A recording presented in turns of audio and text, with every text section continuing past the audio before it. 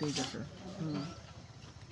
আসসালামু আলাইকুম গাইস, তোমরা কেমন আছো? তোমরা সবাই ভালো আছো? আমি ভালো আছি। প্রতিদিন কবুতর ভিডিও দিয়ে তোমাদের মজা দিয়ে এইভাবে, কিন্তু আজকে হঠাৎ করে দেখলাম যে আমার কবুতরের সার পিছনে কাগে অ্যাটাক করা শুরু করেছে। আমি তো পোষা কষ্টকর হয়ে গেছে, সবগুলো নামালাম, নামায় একটু করলাম ভিডিও বানাই, তোমাদের একটু বাচ্চাগুলো দেখাই, সবসময় বড়গুলো দেখাই, আজকে একটু বাচ্চাগুলো দেখাই। আমার এক বন্ধু কমেন্ট করছে 3-4 এটা আর এক জোর, সম্ভবত এটার মার মতো কালার আছে। ঈদে আসলে ঈদে তারপর এই যে আমার এটা হচ্ছে অরিজিনাল জালালির বাচ্চা। ঠিক আছে, যে গিরিবাজ, এটার নম্বর কি হবে শুধু কালো গলা গিরিবাজ, গিরিবাজের কালো কলা গিরিবাজ। এই পিছনেটা যে ছোট যেটা এটাতে শিকারি বানাবো, এটা জালালি করছি যে এটাতে শিকারি করতে হবে, এটা নিজে নিজে খাওয়াতে হবে।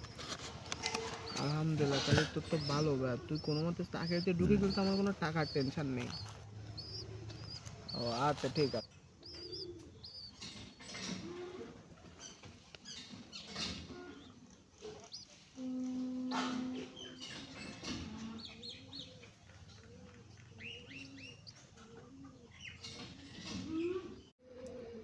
ডাকটা কি আমার জালালি কবুতরের, এই যে এটা দেখো পিওর জালালি কবুতর।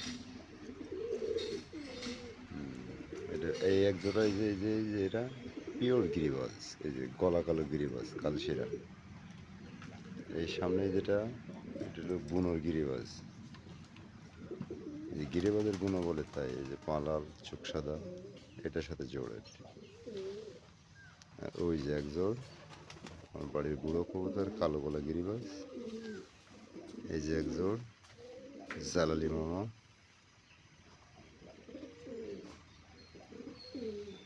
আমার কবুতর ভালো লাগলে ভিডিওটা লাইক, চ্যানেলটা সাবস্ক্রাইব করে দেবো।